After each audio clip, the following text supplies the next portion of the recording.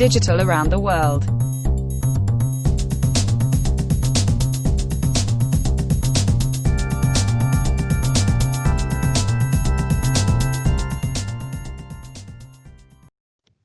Ladies and gentlemen, we're going to start the next session, our trip over the world. I'm Dr. Latif Ladid, who is a moderator of the next session, Future of Internet, the EU-US Next Generation of Internet Initiative.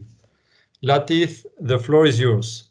Yeah, thank you, Pedro, for this kind of introduction. As a matter of fact, I'm very privileged to announce the next speaker. As a matter of fact, it doesn't need to have any introduction, which is frustrating to me. But I know he donated one of the best things that we all enjoy, and I do that at least 20 hours per day, which is the internet. So I think I prefer that you listen to him than to me. And I would like to invite Vinton, if he can unmute himself, and he can share with us his thoughts about the internet and its future. And you look great on the screen as well. Please share with us your vision and thoughts. So thank you so much for inviting me to join you. I'm looking forward to this conversation very much. As you might all imagine, the future of the internet is a very important question for me personally, having been involved in its evolution for so many years. But it's equally important to everyone else who has already seen the value of this open and globe-girdling system. But at the same time, we've also seen and experienced some of the potential abuses that this otherwise neutral platform has been put or subjected to. And unfortunately, I think that stems all the way back to human behavior. I find myself still reading Shakespeare's plays written 400 years ago, because they illustrate all of the ills of human motivation, which are still with us today.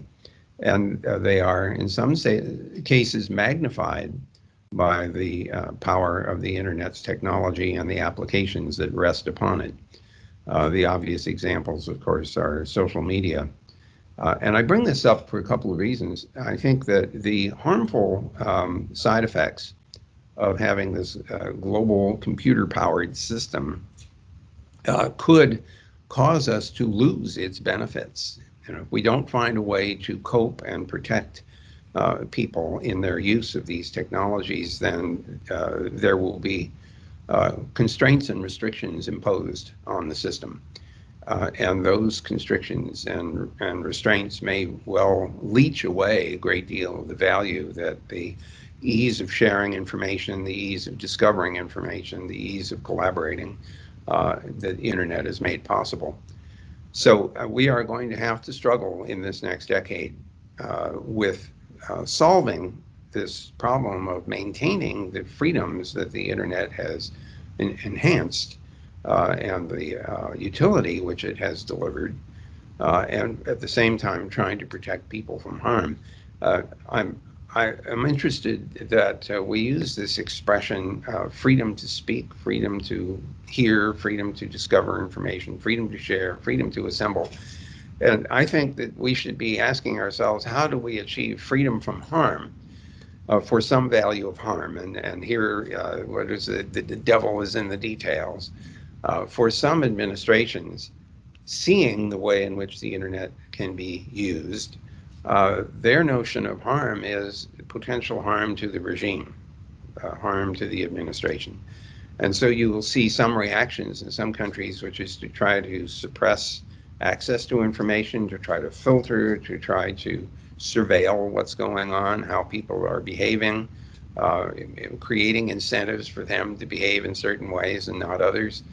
And in some cases to even deliberately fragment the internet so that certain parts of it are unreachable from within those countries. We're also seeing another example of where some countries shut the internet down, either in the entire country or in certain parts of the country for political reasons. I would argue that Kashmir would be an example of that in India. And one could even understand the argument that this was to protect the safety of people, that would be a political statement. And depending on how you evaluate the need for that action, you may come on one side or the other of that debate. My big concern, frankly, is to find a way to achieve, if not uniformity, which has benefited the internet dramatically, at least some kind of common norms that we would all agree upon, even though country by country there are bound to be disagreements about coping with some of these potential hazards. So to give you an example, the Global Commission on the Stability of Cyberspace proposed a particularly, in my view, attractive norm, which said, why don't we agree that we would all protect and not attack the public core of the internet, by which they meant the basic underlying transport systems, whether it's optical fiber or cable or radio transmissions, it's basic transport, that we would not attack and interfere with that, nor would we attack the routers, nor the domain name system, the root servers, the various resolvers and things like these are all part of the basic operation of the network.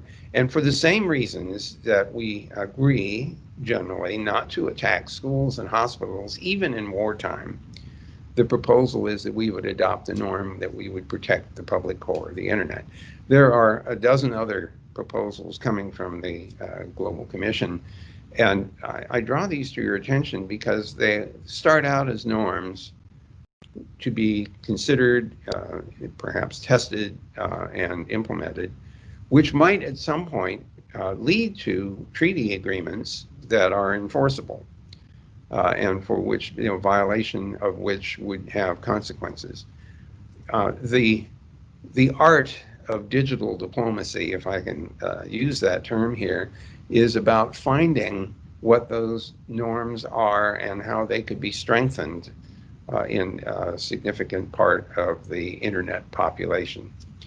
The internet is currently reached by more than half of the world's population, and we are on our way towards making internet potentially available to virtually everyone.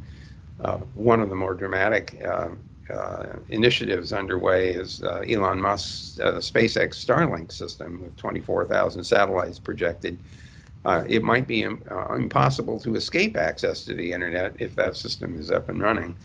There are all kinds of open questions about what the cost will be and what the performance will be and so on. But since it's a low Earth orbiting satellite system, you could expect reasonable latencies, for instance, compared to synchronous satellites that are much farther away. So we're seeing a trend towards increased access to the internet in many different dimensions. Mobile telephony, 4G and now 5G are also very much an element of the delivery of access to the internet. I would argue that technology is one thing, but cost is another, and finding ways to make the internet affordable at speeds that are useful is another important challenge that we must overcome if we want the internet to be available to everyone.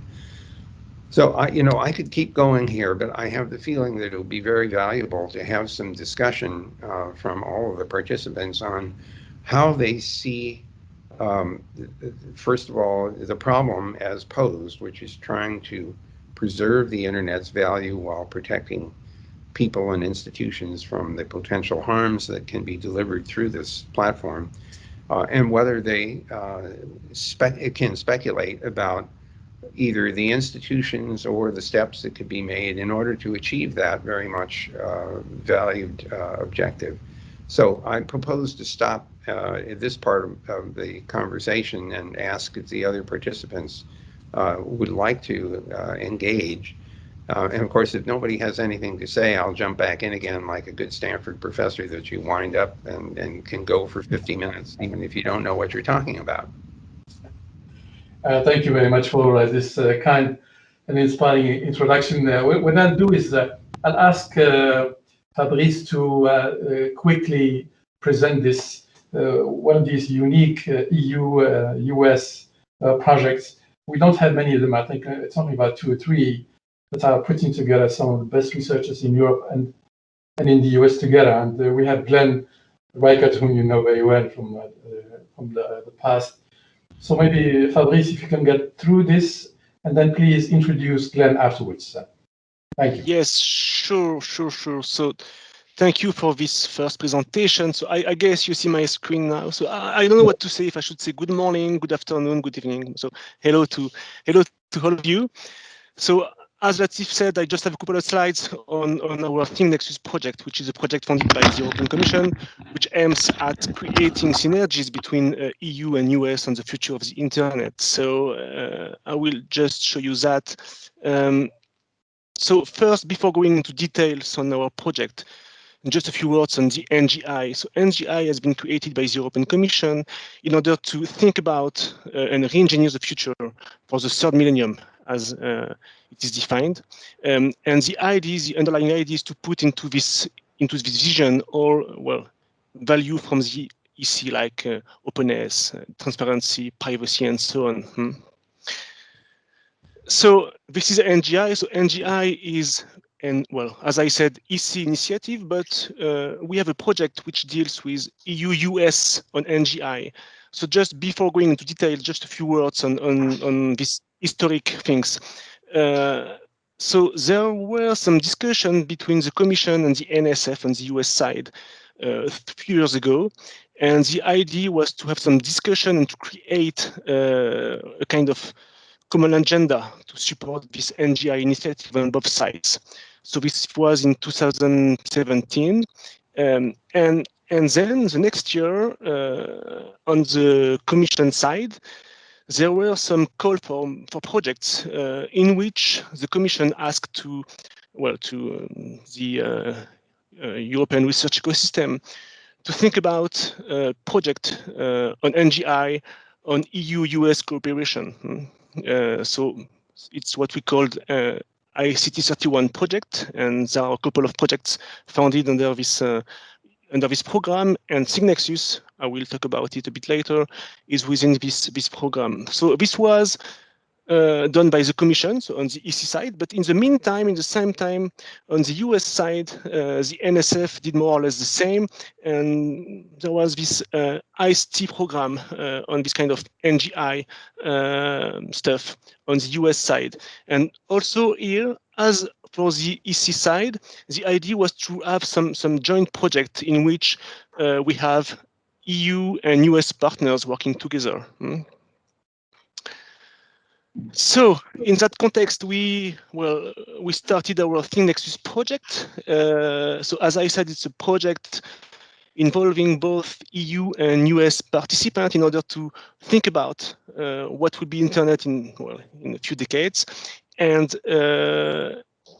create synergies on both sides, EU and US.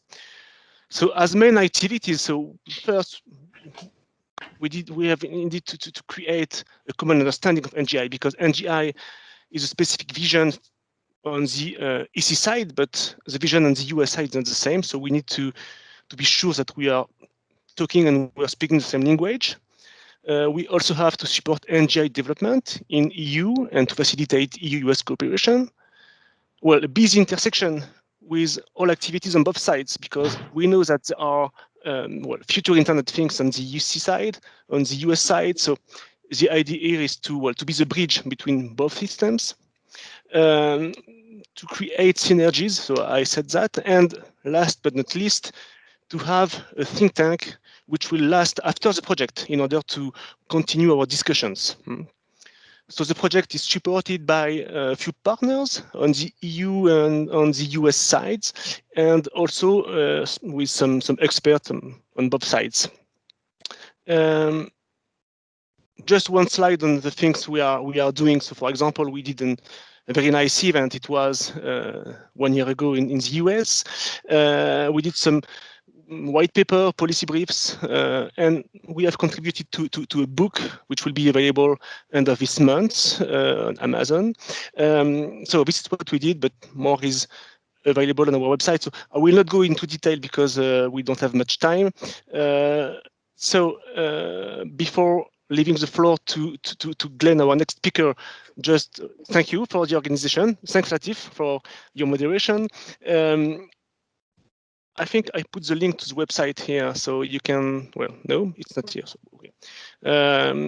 So you can go on the ngi.eu website to find more information on our project. And now, so I just wanted to give you some quick overview of the project in a couple of minutes. Then I'm pleased to leave the floor to Glenn Ricard, who is CTO and founder of US Ignite and also a partner of SigNexus. So thank you, and Glenn, the floor is yours.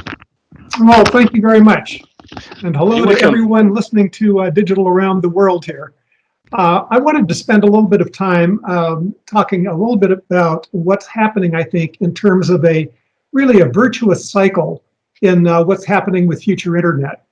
And this virtuous cycle I'm observing from several standpoints. One is from US Ignite, which I'll explain in a moment, the University of Utah, where I'm with the School of Computing, and of course the Next Generation Internet Thinks Nexus project you've just heard a bit about. The work that you're about to hear about has been sponsored by the National Science Foundation in part. So I wanted to observe this virtuous cycle that's happening that's really accelerating the continued growth and use of the internet. And that is, let's see, I need to get this over here so I can get the next slide. There we are. US Ignite, I promised to introduce, we're really a nonprofit accelerating the smart city movement. And part of doing that is to have an emphasis on advancing technology research that's at the heart of smart city development. And so I'll be talking to you about some of that advanced technology research that's at smart city development. As you may know, we run the Power Advanced Wireless Test Beds on behalf of the National Science Foundation and an industry consortium. And we've been doing other work in advancing that effort. So here are the 4 trends and the virtuous cycle. This is the whole talk right here in one slide, so you know exactly what's coming. I'm going to start over at the top right on universal internet access. There's really been a very important push towards that. That internet access has enabled the growth of smart services of all kinds. Those smart services of all kinds have really driven the need to increase speeds and move services to the edge.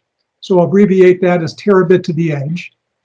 And the terabit to the edge can only be economically done if we're using open access, open transport, and open edge services. It's economically infeasible otherwise. And it turns out that that open access, open transport, open edge, in turn, helps to continue to enable universal internet access. So it's a complete virtuous cycle. And I'll start by talking a little bit about the universal internet access. That's something that has been worked on all around the world. In particular, there's a program in the EU to boost connectivity to support the EU recovery due to COVID-19. COVID-19 has really increased the amount of traffic that's needed for economics, education, and healthcare. I was just listening to Mazen Gilbert of AT&T, who said on their network that their IP traffic was up 20% over the beginning of the year. Mobile traffic is up 40%. Video traffic is up 60% on their AT&T network. And so that kind of connectivity is key to surviving COVID-19, as Vin can tell us more about later, perhaps. And what we're doing in the US to correspond to that is something that is being sponsored by the National Science Foundation, which we're calling Project Overcome, and was just announced on October 5th. Project Overcome, there it is aimed at finding creative ways of connecting the unserved and the underserved with internet connectivity. And we're thinking innovative things like fiber self-install kits. Can people install their own fiber rather than requiring trained install people? Can we better use TV white space? What about the CBRS spectrum? Can general access and automatic license servers really help there? We're going to pick 5 pilot communities. The proposals are due on January 8th. And those 5 pilot communities will have a 1-year timeline to try to make a significant difference. We like each of those pilot communities to really engage community-based organizations within each of those organizations and really look for measurable social impact. This is not a technology project so much as it's a social impact project.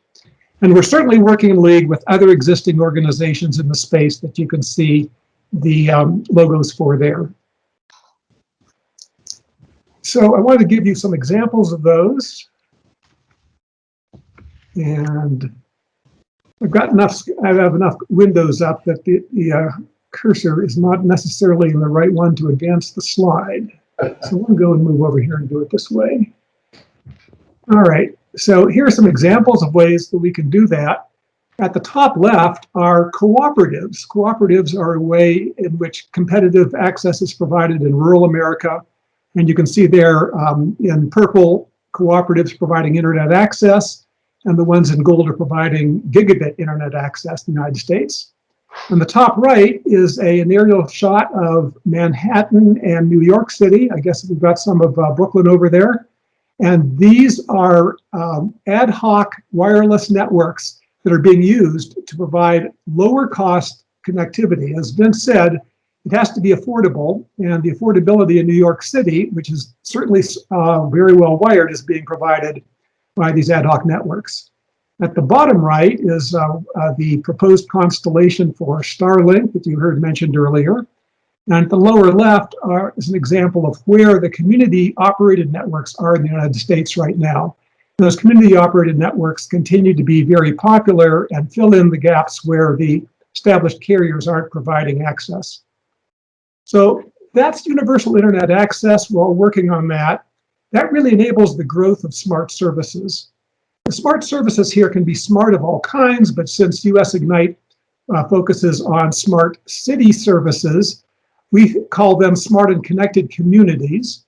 And that includes in our book things like smart and connected autonomous vehicles, smart health, digital assistance, just-in-time education, building in cybersecurity, smart workspaces. And technically, it needs all those things there in blue near the top. All of those things I'm not going to go into today. They're mostly technically oriented, but they are ways in which the internet needs to grow in order to provide those smart services. I would like to focus a little bit, though, on two of them. Those two are bandwidth and latency.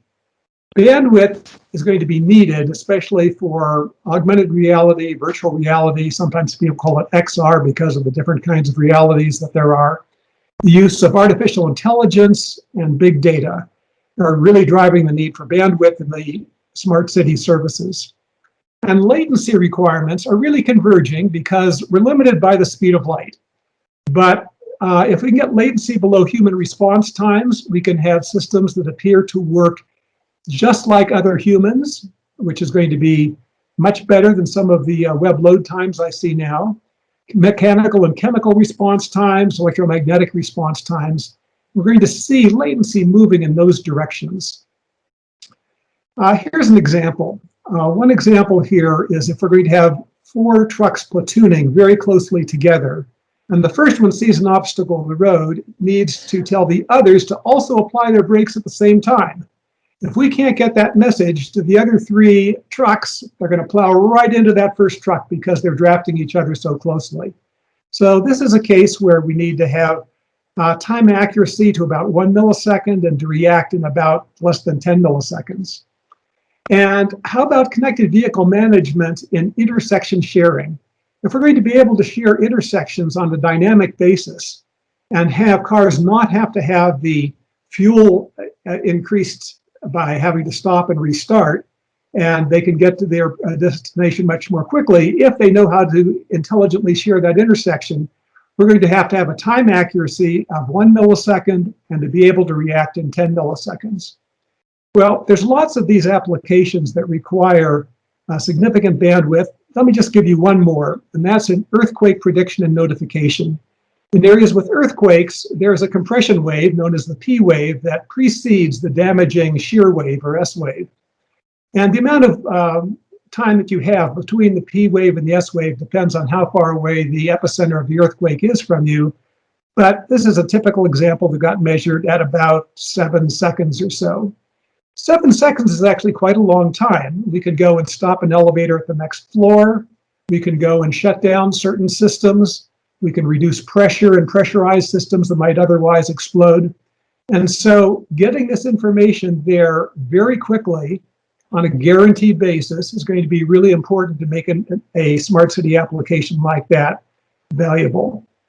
And the information that we're using to do that decreases in time. Finding about that earthquake more than 7 seconds later, if there's that much time delay, means it's historic. It wasn't of any use to actually do anything. Get it there slightly faster, you might be able to use it for the machine language training applications, but to really be actionable, it's got to be within those milliseconds and tens of milliseconds rates. Here's a chart that goes and shows you some of the ways in which we could measure the necessary response time. On the big orange line toward the middle bottom, you can see a logarithmic scale from 100 nanoseconds out to 10 seconds. And then on both sides of it, I've pushed examples of what the latency requirements are for various applications. And those various applications need that kind of response time to be able to do what they need to do. And you can see people can distinguish down to about, people say for various items, it's between 7.5 milliseconds. If I talk to my friends at Oculus now with Facebook, to maybe 100 milliseconds, 200 milliseconds for things that people won't wait too long on and are about the same kind of time frame as the response of other people. And then below that, we've got mechanical, and below that, electromagnetic. So those latency requirements really drive things. And the growth of a smart city drives the need to go and, for the latency purposes, move them beyond where the speed of light can slow them down to the edge and faster. So I'm calling this terabit to the edge. So this is the case where low latency, high bandwidth really requires things to move to the edge. There's these new things called microservices. Microservice architecture is where you have all these individual pieces that can be put together in an interesting way. This is a set of microservices that's provided by Amazon Web Services. If those microservices are run in containers, that means we can put containers at the edge, and we can move many of these applications toward the edge. And when we do that, we have a nice equation. Universal connectivity plus the smart services requiring low latency plus locationless containerized microservices really means we can move smart services seamlessly to the edge. And that's going to be really very important going forward. But it means we need more bandwidth to the edge. How much more bandwidth? Well, I observed that when Vinton, I was a TACAX user back when you were providing that service. Thank you very much. I appreciate that. I had dial up to the internet at kilobits per second. That was in the 1970s. In the 1990s, At Home and others provided cable, which raised that from kilobits to megabits, 10 megabits per second, introduced graphics and browsers. And in fact, by the end of the 2000s, 28% of American homes had access to at least 10 megabit service.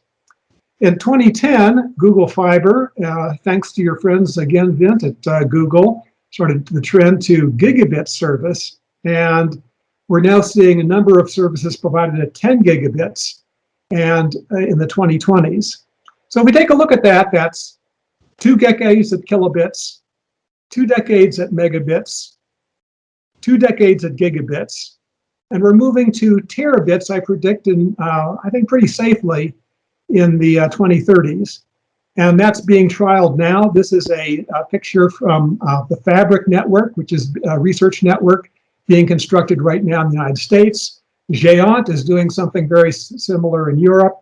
Internet 2 is installing a segment forwarding network right now, which is their new next generation network. So when you add that, we get 1,000 times the speed every 2 decades. 1,000 times the speed every 2 decades. And my observation is, guess what? That's the same rate as Moore's Law. Doubling every 2 years is the same as a factor of 1,000 every 20 years. So we seem to be in an era where Moore's Law is being threatened on the semiconductor side, but we're picking it up on the networking side. So that's terabit to the edge. That's really only economical when there's a competitive environment which uses open access, open transport. The reason is that it's really uneconomical for every company to dig up your lawn and bring in a separate fiber and do something competitively. That's not going to work. It doesn't even work down a lot of roads. And competitive wireless is economical for terabit data rates only if you share small cell sites. We can't afford to go and have something like this picture, I hope, is coming up. Oh, I'm sorry, I'm a little bit off of, forgot exactly which slide came next.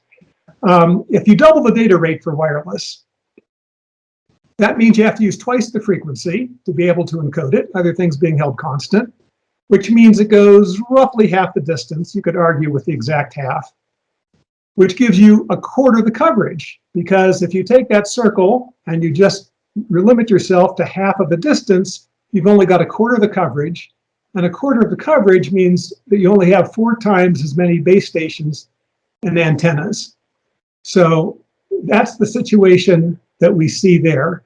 And if we have 4 times as many base stations and antennas, we can't afford to put up this many antennas everywhere, 4 times as many places. It's just simply uneconomical. So because of that uneconomics, there's something called the Open Radio Alliance. US Ignite is part of the advisory committee for that, shown here on the bottom right.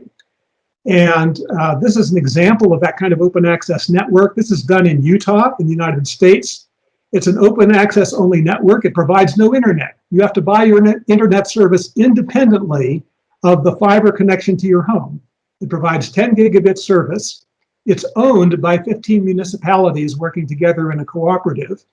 And if you have Utopia service, then all of the services that you can see on this chart are networks that are people that you can buy your internet or other services from. Some of them are offering business services. Some of them are offering phone services in addition. So that's really the last part of the virtuous cycle, because once you have open access and open transport, that makes it much easier to get to universal internet access. And that's the virtuous cycle I wanted to talk about today. So at this point, I had the same question that Vint had at the end of his talk. Do we have any questions? They're quite different talks, but I think we could have a lot of questions on both of them. Thank you very much, Glenn, for that comprehensive presentation, and it shows the value for the cooperation between Europe and the US again. And I hope we'll do more of this. Matter of fact, you have inspired me with one question that I will pass on to Vint. Especially, we always need disasters, to reinvent ourselves. So it looks like this COVID is kind of killer application for the internet, to make it work for all of us. I'm sorry to call COVID a killer app, but I guess it's going to help us to retool ourselves for a better prevention in the future, because we will have more of these pandemics in the future. Vint. And I'm sure you have also some comments on Glenn's presentation. Yes, you figured that out. I took notes. So thank you, Glenn. That was very helpful. And I did not know about some of the projects. So that's extremely useful information. Let me make a couple of observations. One of them is that the people-centered internet, as you might know, has been working to find ways of bringing internet service to Native American reservations, which are a part of the rural component of American society, and they're very poorly connected, as is often true of the rural parts of most countries. So that's a big investment, an important investment to be made. And the Marconi Society has been doing some related work on network performance measurement using the measurement lab data to try to get a more accurate handle on performance as seen by the users. This is a global measurement activity. It's not confined to the US. But there is one other thing that I thought I would point out. No matter how good the access is from your router to the ISP, if you have Wi-Fi at home or in your office, the Wi-Fi can often be the source of poor quality performance. And so measurement and tuning of Wi-Fi is another very important problem to be solved. And I hope that these initiatives, the ones you described and some of the others, will help people properly tune their local Wi-Fi systems that otherwise may give them very poor quality service in spite of the high speed of access to the underlying system. I wanted to mention the COVID-19 effects a bit. One of them is that the consequences of having to socially distance and in fact, in many cases, work from home, as we are at Google. We've shut the offices down except for our data centers. Almost everyone at Google is working from home, as I have been for the last 7 months. This consequence of this has been to shine a very bright spotlight, I think, on a lot of social and economic fissures in our societies here and in the EU and elsewhere. And we should take advantage of the exposure of those fissures in order to correct them. And among the things that clearly need correction is improved access to the internet. So your presentation is extremely relevant in that context. I did want to mention one other thing which has arisen from COVID-19. In my personal experience, and perhaps for others as well, is that doctors don't want you to come into the office anymore. They say, don't come in because we are afraid we'll get infected with COVID-19, but we're happy to have a video call. And my reaction to this is, what kind of medicine is that? I mean, you didn't take my pulse and my temperature and all the other blood pressure and so on. And so, how do you practice medicine without that kind of data? And of course, one answer to that might be the Internet of Medical Things. So my guess is that the persistence of the COVID-19 pandemic may accelerate the design and creation of medical sensing devices that will make it possible to have literally remote office visits. The side effect of that, of course, may be remote medicine in places where there aren't very many doctors. And so it could very well be that this crisis will accelerate our ability to do remote medical diagnosis and perhaps some therapies simply out of necessity. So that would be actually a good outcome, I think. Could I jump in there? Yes, of course. So I think it even goes beyond that. I think it goes to continuous health monitoring. I think that it won't be just there's a telehealth visit, but that, I have one of these watches, right? And the watch goes and says exactly, how many steps I've taken and what my heart rate is. And it's even now reporting my oxygen saturation while sleeping.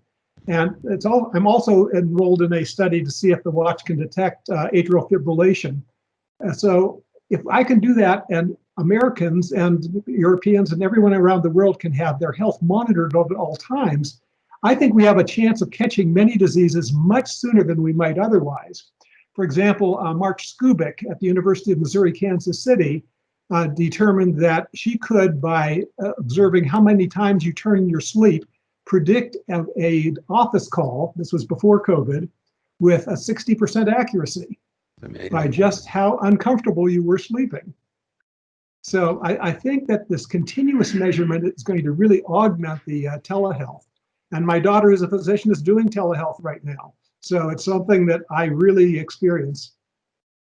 So I agree with that. And I think another element of all this, of course, is that with that amount of personal information, now you have great concerns over what happens to that information and how it's protected, who has access to it, which generally speaking has been an issue, a rising issue for some time now.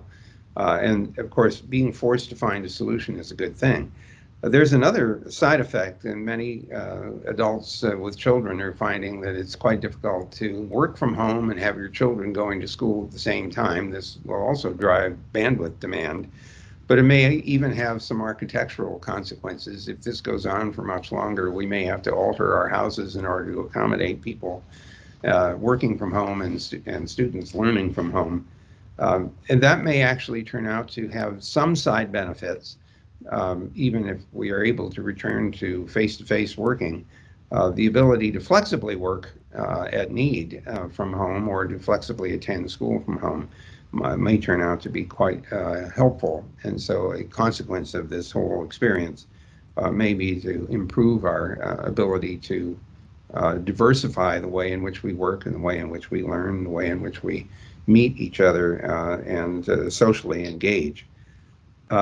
There is one thing about edge computing that you mentioned that I was going to arm wrestle a little bit about. Edge computing can also reduce the need for bandwidth because a lot of the local computations could be done instead of pushing them all the way out to the cloud. And certainly that's the way we're starting to see some machine learning applications being implementable locally rather than having to drive them back and forth into the cloud. I agree, actually. I agree. It depends on the application and how it's staged. But Yes. there are certainly optimizations about what to put at the edge and what not to put at the edge. And there's a trade-off between the time requirements of the application, the cost of the communication versus the cost of the edge computing. And it's a very complicated arrangement. We're seeing different answers for different applications. Well, we'll also see those, the numbers, the parameters will change over time. What choices of solution will turn out to optimal. There's something else I wanted to ask Glenn. I sit on the Advanced Computing Committee for DOE, and they gave us a quick update on the ESNet 6, which is also apparently pushing towards the terabit range. Are they also participating in any of the NSF-related or Ignite work? Indeed. So ESNet is participating in using part of their fibers for the Fabric terabit NSF network that US Ignite is participating in, that's being led by Ilya Baldin out of UNC.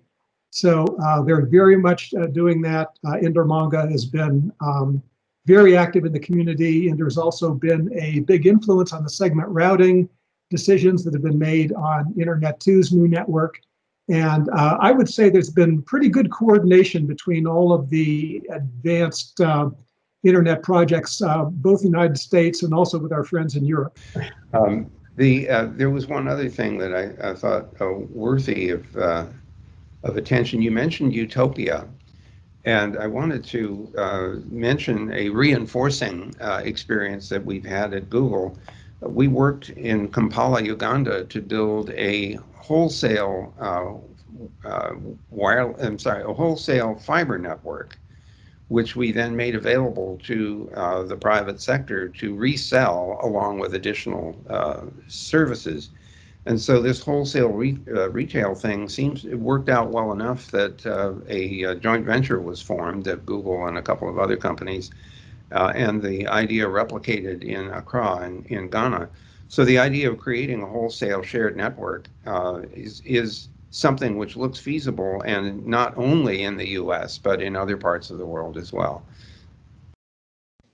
I agree. I've seen that, and the Internet Society has been very helpful in putting together self-help toolkits for folks elsewhere in the world to be able to do this. This is our old organization, Vint, and they've just been doing a wonderful job with indigenous peoples as well. So let me draw attention to a book that I just recently received in the mail. I get them once a day on the average, it seems. And this one had a lot to do with the innovation delusion or something like that.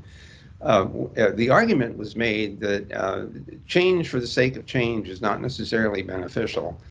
Although we get into a kind of economy where if things don't change, nobody buys the new thing, and then the economy doesn't grow as quickly or sustain itself. I am now becoming increasingly persuaded that maintenance is very important.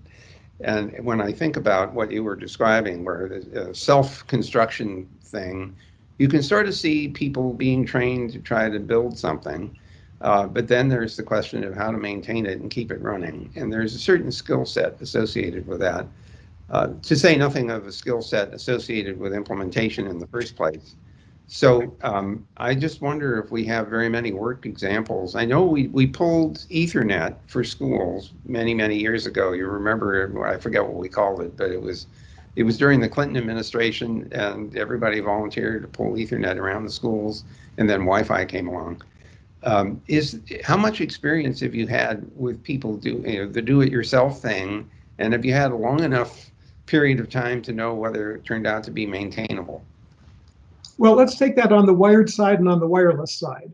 Okay. So on the wired side, pulling your own fiber, first of all, the two skills for installing and maintaining are really closely related. So if you can maintain, you can probably install and vice versa, because you understand well enough what you're doing.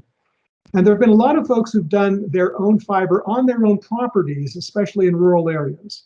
So we know that at least in a very small number of cases that can work. And one of the reasons for Project Overcome and the National Science Foundation sponsorship is to see if this might work in all kinds of areas, rural areas, but also urban areas. So we'll see what happens there. I think the jury is out, but there are some interesting hints. For example, to get fiber across a road, you might dig a very small trench, but a lot of road departments already have that to dig the traffic detection loops.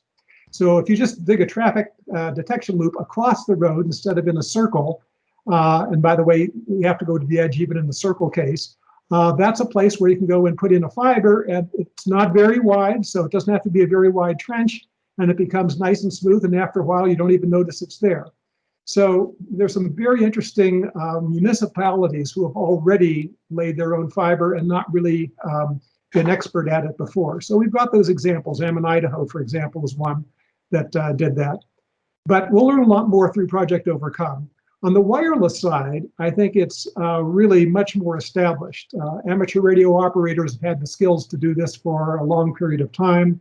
The UNII, National Information Infrastructure, Part 15 FCC regulations have allowed wireless to be put up. And for example, I gave you the example of New York City mesh. That New York City overlay was done all by private individuals, no professional installers involved there at all. Okay, those are examples. Thank you.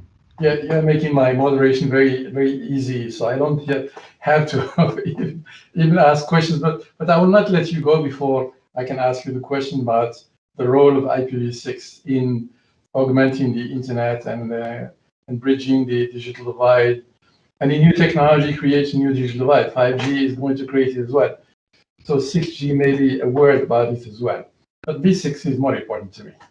So my first reactions are that first of all, it's very helpful if the providers of applications are prepared to provide them both in V4 and V6 flavors. We've tried pretty hard at Google to make sure most of our applications are available in V6, and have started that process way back in 2012. It's helpful to know that there exist services you can get to, because otherwise you may not be motivated to ask for IPv6. I think you shouldn't have to ask for it. I think the ISP should simply supply it as part of the normal process of installing and provisioning. But apparently that isn't the case, and that a number of ISPs haven't turned it up, even though the hardware, the equipment is fully capable of it. The routers can do it. The edge devices, the laptops, desktops, tablets, and so on all have IPv6 capability. So we would save a lot of trouble if we could just get it up and running everywhere, and then we wouldn't run out of address space as we are starting to. The IoT world would benefit from having a nice uniform V6 address space. So it's still a mystery from my point of view why it hasn't been obvious to the ISPs to simply get on the program and turn everything up. Some of them are saying the users aren't asking for it, and my reaction is they just have to. It should be, they shouldn't even have to know about V4 and V6.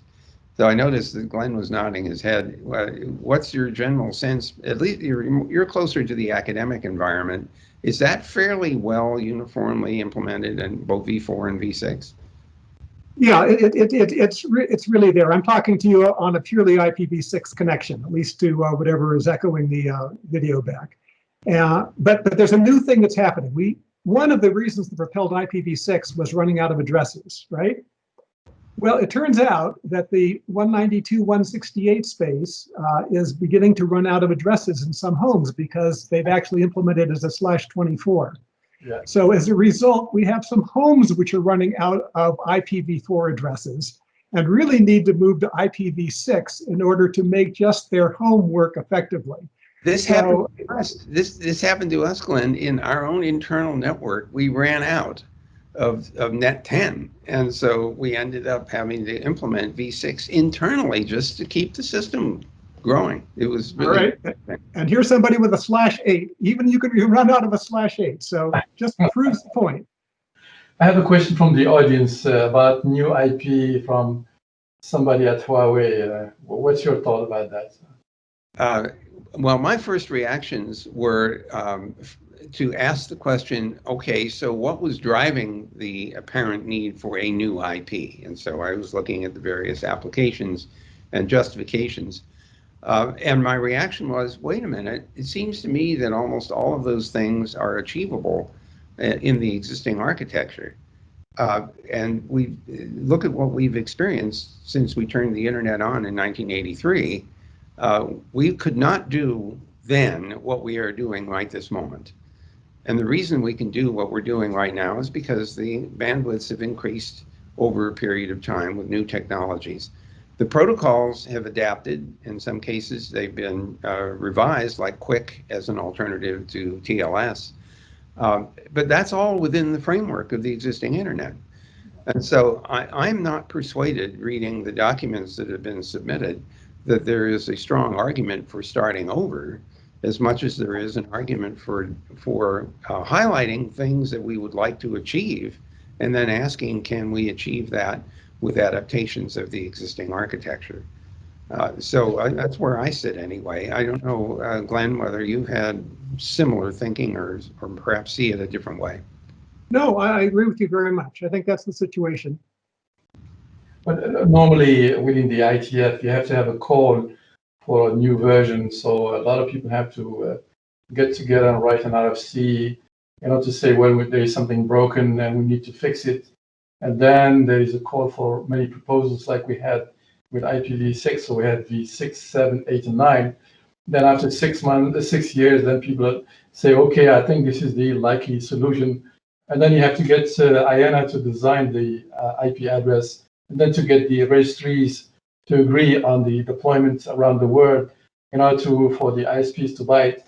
That's about 10 to 15 years. So, well, I think we can take another lesson from history. Look at how hard it has been to get IPv6 in place. Imagine trying to get yet another IP which isn't compatible with anything to be adopted. I think that the likelihood that that would work is not so clear. Yeah. And how long did it take to get IPv6 to where it is now? How old is IPv6? Well, 92.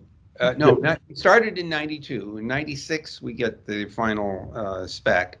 And so it's taken whatever the math is, 25 years. So. Yeah. So basically, the draft was released in December '98, so the final draft.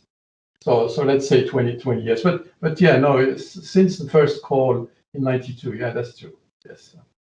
One is tempted to say, okay, why don't we start building devices that only work with IPv6 and try to force the issue? That might be a bad sell, but you could imagine at some point if there were, like the medical applications that you were describing, I can imagine that the continuous monitoring capability would be very attractive for all the reasons you mentioned. But if you had billions of those devices, you would think that v6 would be a natural choice. Yes. But in the meantime, most of the 5G SAs, or standalone, they are going with v6 only. So that's the case of T-Mobile doing it coast to coast, primarily for because they were only on the Wi-Fi business, and they were not going after the enterprise. So now they can compete directly against AT&T and Verizon. They're going after the corporates by offering 5G SA and IPv6 only. That's what they're doing now. Oh, interesting. Right. Well, that would certainly, if you became very dependent on getting access to internet other than through the means that we currently use, and you were then forced to use v6, that could certainly create some competition, and then you might find the fiber operators and the cable operators agreeing. And we have the other massive case in India with Reliance Jio. They have introduced 4G with IPv6 only, and now they have 280 million users using IPv6 only. Wow. So these are kind of the greenfield type of companies that prove the case, because V6 is kind of a clean slate approach. It's IPv4 in a new format. That's all. So you should not disturb the internet with something brand new. Especially we have a lot of people that are promoting non-IP. Can you imagine? It's like going back to the 60s.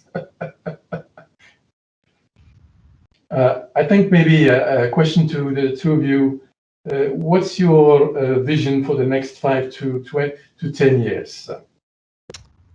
Several things. First of all, we've already talked about the V6 initiative. IoT definitely going to be a significant factor. I think we're going to see an increasing effort to increase the modalities for people interacting with the internet. We're seeing a lot more voice recognition, speech recognition, and attempts. One thing that I hope we do that we have not done well is improving accessibility for people with disabilities. We've done a poor job, in my view, as a community in accommodating, but we have remarkable tools for improving that. I'm persuaded that we will find out over the next 5 to 10 years whether the low Earth orbiting satellite idea bears fruit. It was certainly demonstrated to work well for the O3B, but again, I think their primary market was probably people who are out on the ocean where there was no connectivity. And of course, those are cruise ships, and the cruising has gotten has been of little attraction during the COVID-19 situation. But setting all that aside, I think that the next 5 years will certainly show whether the low Earth orbit satellite thing is going to be affordable and reliable and at high and speedy enough to. Thank you. Glenn, a few words. Sure. I agree with those upsides, and I'm looking forward to all of them. I think there's also a few possible downsides. I think that we may see more cyber attacks because that's been proven to be economically useful to the attackers. And so we've got an economy based on, can I DDoS better than you can un-DDoS me and things like that. That's distributed denial of service. Yeah. Where your internet service slows down or stops because of that. I think there's also issues of security, privacy that you talked about at the beginning, Vint, that we need to really worry about in the next 5 years. And I think that as we get smarter, more and more of our information is traveling over the internet, and therefore increasing the trustworthiness, the security, the accuracy, all has to be in our front and center for the things we're worrying about. I absolutely agree with that. If people can't trust the internet and the applications it supports, then they won't use it, and we will lose a great deal of benefit. Excellent. Thank you very much for your excellent contribution. And I hope that November 3rd and 4th, you have a new life in the US, which is important to the rest of the world. We need some peace as well. And I'm sure you'll be contributing to this. Vint, it's always a great pleasure. Glenn as well. Thanks, Fabrice, for organizing this. And let me wish you an excellent afternoon in the US and a good evening to our audience in Europe and beyond. It was a pleasure talking to you, Vint. Thank you very much. Thanks for having us on. Bye-bye. Thank you. Bye. Bye-bye for now. Bye. Over to you, Pedro. Digital around the world.